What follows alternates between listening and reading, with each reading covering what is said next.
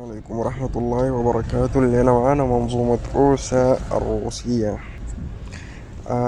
الوصف العام هو نظام سريع التنقل ويطلق صواريخ أرض جو على علو منخفض وقصير المدى. تم تسميتها في حلف الناتو باسم سام 8.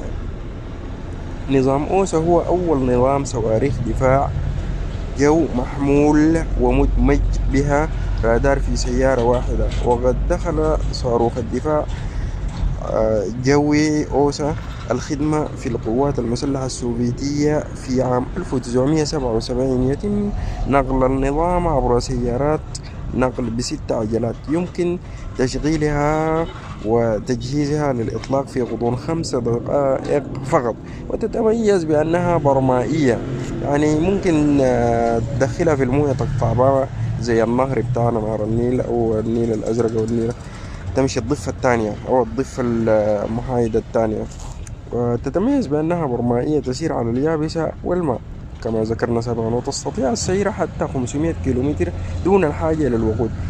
استمد النظام شكله الحالي من نظام بحري يدعى بوب جروب، ولكنه بشكل أصغر لأنه يتطلب التنقل السريع وعدم الاستقرار في مكان واحد. وقد تم استعمال النظام لأول مرة في ألمانيا في عام 1980.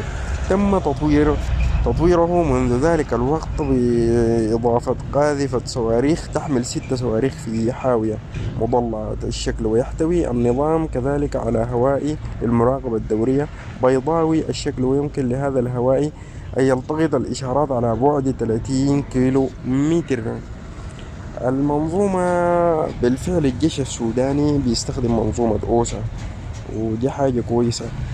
ممكن تسقط بعض الطائرات على علو منخفض أو طائرات الإيواكس. روسيا مؤخرا لقيناها في حرب أوكرانيا بتسقط بعض طائرات الاستطلاع أو الطيران الإلكتروني أو طيران الكهرباء، أو ضرب الهليكوبترات الطائرة على علو منخفض أو الطائرات الطائرة على علو منخفض. طبعا المنظومة دي خطيرة شديد. في التسعينات أسقطت طيارة F-16 أمريكية، وأسقطت طيارة F-117. F-117 دي يا جماعة طيارة شبحية.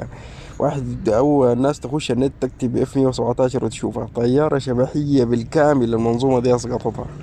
فنرجو من جيشنا إنه يوقع عقد للتصنيع المحلي، والله يوفق الجيش السوداني إن شاء الله.